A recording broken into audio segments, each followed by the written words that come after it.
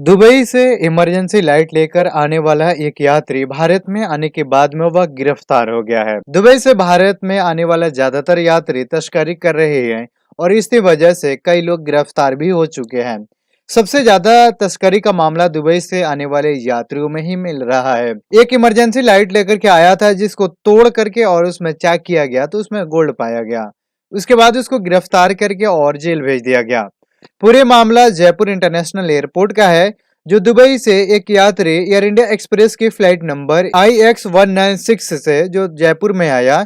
जब वो बाहर निकल रहा था तो उसकी सामान की स्क्रीनिंग हो रहा था।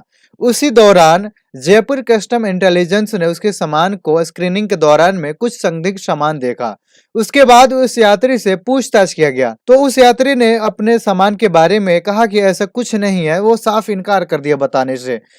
अब जब कस्टम अधिकारियों को जब उसमें कुछ दिखाई दे दिया तो वह पूछताछ के बाद छोड़ने वाले कहाँ थे। वह पूरा सामान को चेक करने लगे। उस सामान में कुछ नहीं मिला। एक इमरजेंसी लाइट पर फिर शक हुआ।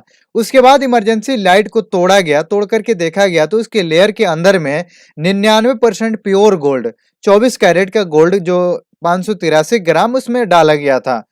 भारत में उसकी कीमत 31,44,000 रुपया बताया जा रहा है। उस सामान को जब्त कर लिया गया है और उस यात्री से पूछताछ के बाद में उसे पूरा प्रोसेस करके जेल भेज दिया गया।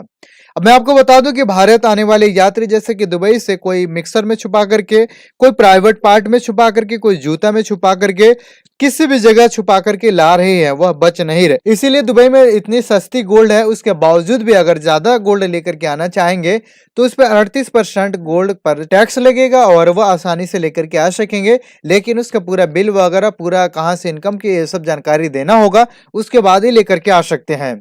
अगर तस्करी करेंगे तो तस्कर तो ऐसे किसी भी हाल में बच नहीं पाएंगे। वो सीधा उनको जेल ही होगा और उनका सामान भी जब्त होगा। इसीलिए तस्करी बिल्कुल भी ना करें।